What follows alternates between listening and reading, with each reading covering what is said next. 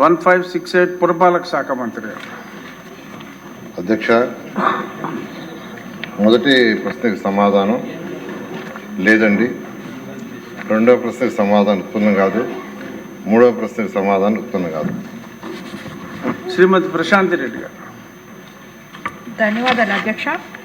యువగళం పాదయాత్రలో శ్రీ నారా లోకేష్ గారు ఇచ్చిన మాట ప్రకారం కోవూరుని మున్సిపాలిటీగా చేస్తానని హామీ ఇవ్వడం జరిగింది అధ్యక్ష.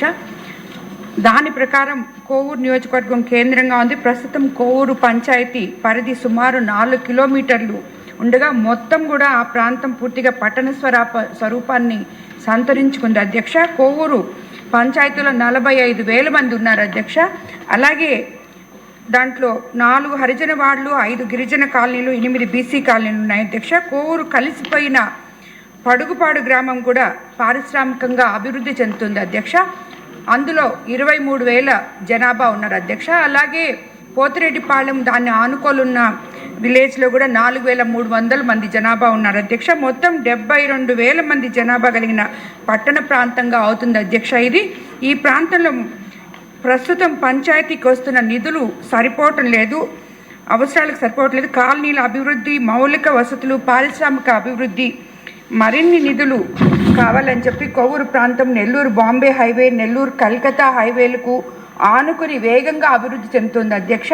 కోవూరు సమీపంలో AICC SEZ, IFFCO Kisan SEZ, Krishnapatnam port ఉన్నాయి. ఈ ప్రాంతానికి సమీపంలో రైల్వే ఫీడర్ స్టేషన్ కూడా ఉండడం వల్ల పారిశ్రామిక అభివృద్ధి మంచి అవకాశాలు ఉన్నాయి అధ్యక్ష.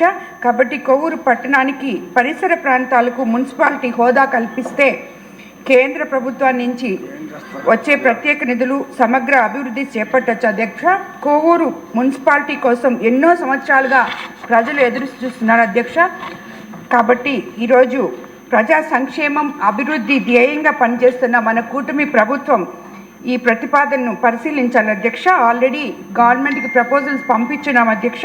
ముఖ్యమంత్రి శ్రీ నారా చంద్రబాబు నాయుడు గారు, యువనేత నారా లోకేష్ బాబు గారు కోవూరు ప్రజలకు ఇచ్చిన హామీని నెరవేర్చగలగాలని మంత్రి గారి ద్వారా నేను కోరుకుంటున్నాను అధ్యక్ష.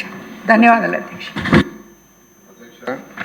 జనాభా లెక్కల ప్రక్రియ 31/3/2021 ఉంది అధ్యక్ష. అందువల్ల కేంద్ర ప్రభుత్వం 2027 మార్చి 31 వరకు జ్యూరిడిక్షన్స్ అనేది మార్చొద్దని యాక్చువల్గా ఫ్రీజ్ చేసింది అధ్యక్ష. అందువల్ల 2027 వరకు చేయడానికి లేదు అధ్యక్ష, మార్చి వరకు. ఆ తర్వాత పరిశీలించడం జరుగుతుంది. క్వశ్చన్ నెంబర్ 1733 వ్యవసాయ శాఖ మంత్రి గారు. అధ్యక్ష, ఏ ప్రశ్నకు సమాధానం? రాష్ట్రంలో 1.18 లక్షల హెక్టార్ల విస్తీర్ణంలో మరియు డాక్టర్ బిఆర్ అంబేద్కర్ కోనసీమ జిల్లాలో 0.36 లక్షల హెక్టార్ విస్తీర్ణంలో కొబ్బరి సాగు జరుగుతుంది. డాక్టర్ బిఆర్ అంబేద్కర్ కోనసీమ జిల్లాలోని సాగు భూమిలో సుమారు 10,000 హెక్టార్ల విస్తీర్ణంలోని తోటలు కాలం చెల్లినవిగా గుర్తించడమైంది. బి ప్రశ్నకు సమాధానం అవునండి. కేంద్ర ప్రభుత్వానికి చెందిన కొబ్బరి అభివృద్ధి మండలితో సంప్రదింపులు జరిపి కొబ్బరి తోటల పునరుజ్జీవనం మరియు తిరిగి నాటడం పథకాన్ని ప్రభుత్వం అమలు చేస్తుంది. 2017-18 నుంచి 24-25 వరకు సదర్ పథకం కింద డాక్టర్ బిఆర్ అంబేద్కర్ కోనసీమ జిల్లాలో 5,250 హెక్టార్ల విస్తీర్ణం పరిధిలోకి తీసుకురావడమైంది. సి ప్రశ్నకు సమాధానం ఉద్యానవన శాఖ, కొబ్బరి అభివృద్ధి మండలి మరియు డాక్టర్ వైఎస్ఆర్ ఉద్యాన విశ్వవిద్యాలయం నుండి సాంకేతిక సహకారంతో కొత్త కొబ్బరి తోటల పెంపకానికి ఈ పథకాల ద్వారా ఆర్థిక సహాయం అందించడం అవుతుంది. 1. కొబ్బరి అభివృద్ధి మండలి విస్తరణ కార్యక్రమం, అనుకూలమైన ప్రాంతాల్లో కొత్త కొబ్బరి తోటల పెంపకాన్ని ప్రోత్సహించడం. అదేవిధంగా హెక్టార్కి 56,000 సబ్సిడీ. ఇది 2 సంవత్సరాల కాలంలో 28,000 చొప్పున 2 సమాన వాయిదాల్లో విడుదల చేయడం అవుతుంది. ఎంజీఎన్ఆర్జీఎస్ అంటే ఇప్పుడు విబి రామ్జీ పథకం కింద ఉద్యానవన తోటల పెంపకం అంశం ఆర్థిక సహాయం చేయడం జరుగుతుంది. గిడ్డి సత్యనారాయణ గారు. ధన్యవాదాలు అధ్యక్ష. రాష్ట్రంలో ముఖ్యంగా డాక్టర్ బిఆర్ అంబేద్కర్ కోనసీమ జిల్లాలో వృద్ధాప్యానికి చేరిన కొబ్బరి తోటల విస్తీర్ణం ఎంత అనే దాని మీద అదే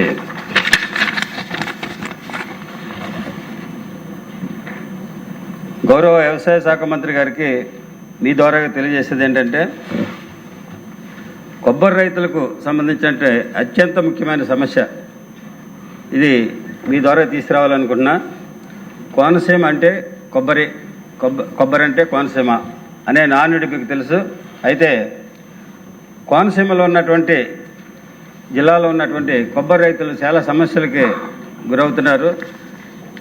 మరి ముఖ్యంగా ఆ ప్రాంత రైతుల జీవనాధారం కొబ్బరే కాబట్టి ఎన్నో కుటుంబాలు ప్రత్యక్షంగాను పరోక్షంగాను కూడా కొబ్బరి మీద ఆధారపడి ఉన్నాయి. అయితే విస్తీర్ణంలో ఇది కోనసీమ జిల్లాలో సుమారు విస్తీర్ణం 1.07 లక్షల ఎకరాలు కొబ్బరి సాగులో ఉంది. అయితే ప్రస్తుతం కొబ్బరి రైతులు అనేక సమస్యలను ఎదుర్కొంటున్నారు. చాలా తోటలు పాతబడిపోయాయి. కొన్ని తోటల్లో చెట్లు వ్యాధులకు గురై దిగుబడి తక్కువై రైతులు చాలా ఇబ్బంది పడుతున్నారు. అటువంటి సందర్భంలో మరి ఏవైతే చెట్లు వృద్ధాప్యానికి వచ్చాయో వాటికి సంబంధించి రీప్లాంటింగ్ అండ్ రిజనరేషన్ ఈ స్కీమ్ ద్వారా R&R స్కీమ్ ఉంది. ఆ స్కీమ్ ద్వారా ఏ విధమైనటువంటి చర్యలు తీసుకుంటున్నారు? వాటి స్థానంలో కొత్త మొక్కలు నాటుతున్నారా లేదా? గత కొంతకాలంగా దీనికి సంబంధించినటువంటి బడ్జెట్ని ఏ విధంగా కూడా రిలీజ్ చేయట్లేదు అనేది కొబ్బరి రైతుల యొక్క ఆవేదన. మరి దానికి సంబంధించి ఈ రైతులకి ఈ ఓల్డ్ ట్రీస్ ఏవైతే ఉన్నాయో వాటి స్థానంలో కొత్త మొక్కలు నాటడానికి కానీ వాటికి డెవలప్మెంట్ చేయడానికి ఏ విధమైనటువంటి ఆర్థికపరమైనటువంటి సహాయం చేస్తున్నారు అనేది నా ప్రశ్న సార్. బండారు సత్యానందం. అధ్యక్ష, కోనసీమ ప్రాంతంలో కొబ్బరి తోటల యొక్క ప్రాధాన్యత అందరికీ తెలిసి ఉన్నది అధ్యక్ష. అటువంటి కొబ్బరి తోటల వల్ల ఇవాళ నష్టపోయే రైతులు సరైన ఆదాయం లేక అనేక ఇబ్బందులు పడుతున్న పరిస్థితులు కూడా చాలా మార్లు సభలో కూడా ప్రస్తావనకు వచ్చిన విషయం కూడా తమకు తెలుసు అధ్యక్ష. గౌరవ వ్యవసాయ శాఖ మంత్రి వర్యులు మీ ద్వారా కోరుతా ఉన్న అధ్యక్ష, కొబ్బరి తోటల పునరుజ్జీవనానికి కొంత సహాయ సహకారాలు అందిస్తున్నాం, కొత్త మొక్కల పాత్రానికి రీజనరేషన్ అని చెప్పి ఉన్నారు అధ్యక్ష. కానీ ఇక్కడ పూర్తి స్థాయిలో దృష్టి కేంద్రీకరిస్తేనే కానీ ఈ కొబ్బరి రైతులు నిలదొక్కునే పరిస్థితి లేదు అధ్యక్ష. మీ ద్వారా గౌరవ మంత్రి వర్యులను అడుగుతూ ఉన్నాను, ఏదన్నా దీనికి కొబ్బరి ప్రాంతీయ కార్యాలయం కానీ లేదా కొబ్బరితో పాటు లేదా కాయర్ ప్రాంతీయ కార్యాలయం కానీ ఏదైనా కోనసీమ ప్రాంతాన్ని ప్రత్యేకంగా భావించి ఈ కొబ్బరి తోటల రైతులు నిలదొక్కునేలాగా ఏదైనా ఒక సపోర్ట్ పూర్తి స్థాయిలో అందివ్వాల్సిన అవసరం ఉంది అధ్యక్ష. దానికి ఒక ప్రాంతీయ కార్యాలయాలు ఏర్పాటు చేయడంతో పాటు ఇంకా ఇతర అవకాశాలు ఏమున్నాయో అంటే అంతర పంటలు వేయాలి కొబ్బరి తోటలు అంటారు. మనం జనరల్గా అక్కడ అరటి తోటలే వేసుకుంటూ ఉంటాం. దానివల్ల కూడా పెద్ద ఆదాయం రావట్లేదు అధ్యక్ష. దీని మీద ప్రత్యేకమైన దృష్టి సారించి అంటే కేంద్ర ప్రభుత్వం కూడా కొన్ని పథకాలు దీని ద్వారా తీసుకొచ్చింది. ఇప్పుడు బాగా వృద్ధాప్య దశకు వచ్చిన కొబ్బరి చెట్లు కొత్త మొక్కలు నాటడానికి కూడా అవకాశం ఉంది. దానికి సపోర్ట్ చేస్తున్నామని మంత్రి గారు చెప్పారు అధ్యక్ష, చాలా సంతోషం. కానీ ప్రత్యేకమైన దృష్టి సారించండి అని ఇంకా అంతర పంటలు వేరే అవకాశాలు ఏమున్నాయండి? కొబ్బరి ఆధారిత పరిశ్రమ గురించి కూడా గతంలో చెప్పడం జరిగింది అధ్యక్ష. అనుబంధ పరిశ్రమలు వస్తే వాల్యుయేషన్ యాడ్ అయితే ఉపయోగపడుతుందని వాటి మీద కూడా దృష్టి సారించాలని వ్యవసాయ శాఖ మంత్రి వర్యులు మా జిల్లా ఇన్ఛార్జ్ మంత్రి వర్యులుగా ఉన్నారు. వారి పూర్తి విషయాలన్నీ కూడా ఆయన దృష్టిలో ఉన్నాయి. దాన్ని ప్రత్యేకంగా భావించి ఆదుకోవాలని కొబ్బరి రైతాంగాన్ని ఆదుకోవాలని కోరుతాం. మీ ద్వారా మంత్రి గారిని కోరుతా ఉన్నాం అధ్యక్ష. మీకు ప్రధాన సమస్య కొబ్బరికాయ తీయడానికి మనుషులు దొరకట్లేదంట. మెకనైజేషన్ ప్లాన్ చేసుకోవాలి గౌరవ మంత్రి గారు. అధ్యక్ష, ఈ దేశంలో కొబ్బరి అనే పేరు వస్తే మొట్టమొదటి గుర్తొచ్చిన ప్రాంతం కోనసీమ అధ్యక్ష. అందులో నేను ఆ జిల్లాకి ఇన్ఛార్జ్ మంత్రిగా వ్యవహరిస్తున్నాను. ఈరోజు ఈ కొబ్బరి మొక్కలన్నీ చెడిపోవడానికి కారణం ప్రధానంగా గత 5 సంవత్సరాలు ఏవైతే కాలువలు ఉన్నాయో కాలువల్లో ఒక తట్టి మట్టి కూడా తీయకపోవటం వల్ల ఏదైతే సముద్రంలోకి వెళ్ళినటువంటి వాటర్ మళ్ళీ బ్యాక్ వచ్చి మొత్తం సాల్ట్ అయిపోవటం వల్ల చెట్టు బాగా ఉండి ఉన్న పరంగా కుంగిపోయినటువంటి పరిస్థితి నేను కూడా ఫీల్డ్కి వెళ్ళి చూశాను అధ్యక్ష. గౌరవ ఉప ముఖ్యమంత్రి గారు కూడా చాలాసార్లు ఫీల్డ్కి వెళ్ళి చూసి ప్రభుత్వం దృష్టికి తీసుకొచ్చిన విషయం సభ్యులకు తెలియజేస్తున్నాను అధ్యక్ష. అందుకే ప్రతి చెడిపోయిన మొక్కకి ఒక 1000 రూపాయలు సహాయం చేసి ఆ ప్లేస్లో కొత్త మొక్కలు ఇవ్వాలని చెప్పి ఒక ప్రతిపాదన వచ్చింది. అది ఫైల్ కూడా సర్క్యులేషన్ అయింది. ఫైనాన్స్ డిపార్ట్మెంట్లో ఉంది. అది తీసుకురావడానికి ఒక పక్కన ప్రయత్నం చేస్తున్నాం అధ్యక్ష. రెండవది, మనం ఎన్నిసార్లు చేసినా సరే ఈ డ్రైన్స్ క్లీన్ చేయకపోతే మనం ఎంత పెట్టుబడి పెట్టినా ఎన్నిసార్లు కొత్త మొక్కలు నాటినా దీనివల్ల ఫలితాలు ఉండవు. అందుకే ముందు ఏదైతే మనకి మొదటి ఫేజ్లో శంకర గుప్తా కాలువకి ఇరిగేషన్ మీద చాలా డబ్బులు కేటాయించి ఉప ముఖ్యమంత్రి గారు ఫౌండేషన్ కూడా వేశారు. ఆ కాలువ పూడుకులు తీసి ఒక 2-3 కాన్స్టిట్యున్సీలకి ఈ సమస్య పరిష్కారం అవుతుంది.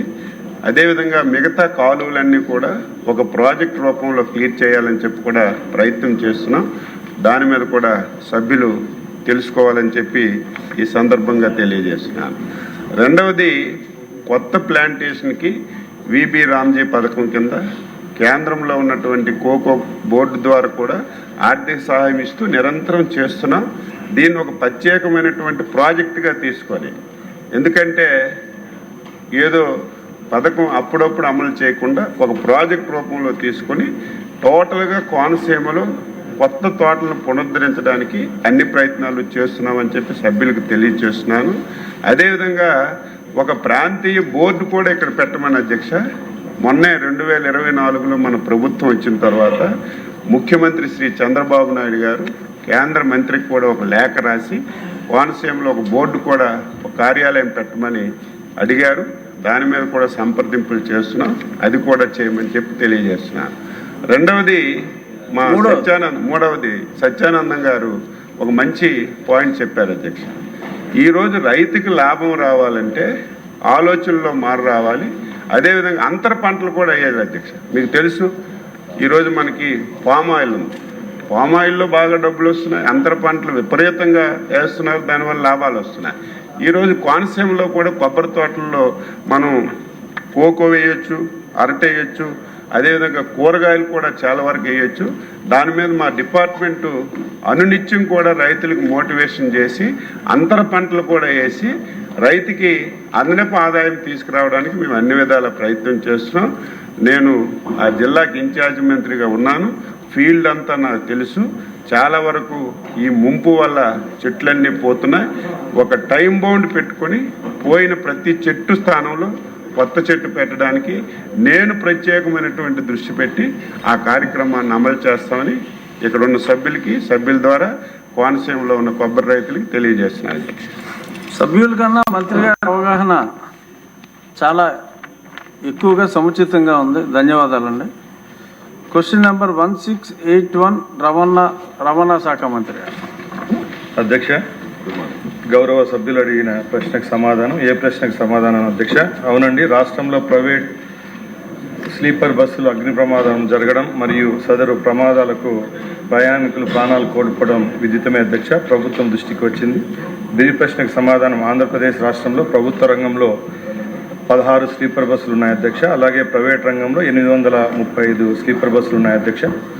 అలాగే శ్రీ ప్రశ్నకు సమాధానం. రాష్ట్రంలో ప్రైవేట్ స్లీపర్ బస్సులకు సంబంధించి అగ్ని ప్రమాదాల విషయంలో ఎప్పటికప్పుడు క్రింద విధంగా నివారణ చర్యలు తీసుకోవడం జరుగుతుంది అధ్యక్ష. దానిలో భాగంగానే పర్యాటక వాహనాల నిర్మాణం, భద్రత మరియు పరికరాలు, డిజైన్ మార్పులు చేర్పుల విషయంలో నిర్దిష్టమైన ప్రమాణాలతో చర్యలు తీసుకోవడం జరుగుతుంది అధ్యక్ష. అలాగే కేంద్ర మోటార్ యాక్ట్ ప్రకారం 1989లో రూల్ ప్రకారం 128ని ఖచ్చితంగా పాటించడం జరుగుతూ ఉంది అధ్యక్ష. అలాగే ఎన్ఫోర్స్మెంట్ కూడా రాష్ట్రంలో ఎప్పటికెప్పుడు రవాణా శాఖ తనిఖీలు చేస్తూ ఉంది అధ్యక్ష. దానిలో భాగంగానే 2025 సంవత్సరానికి గాను సుమారుగా 13,724 కేసులు నమోదయ్యాయి అధ్యక్ష. దానివల్ల 11.96 కోట్ల రూపాయలు చెల్లించడం జరిగింది. అలాగే ఇప్పటి వరకు 26వ సంవత్సరానికి గాను 9,003 కేసులు నమోదయ్యాయి అధ్యక్ష. దానికి గాను 9,79,00,000 రూపాయలు రుసుము చెల్లించడం జరిగింది అధ్యక్ష. ధన్యవాదాలు.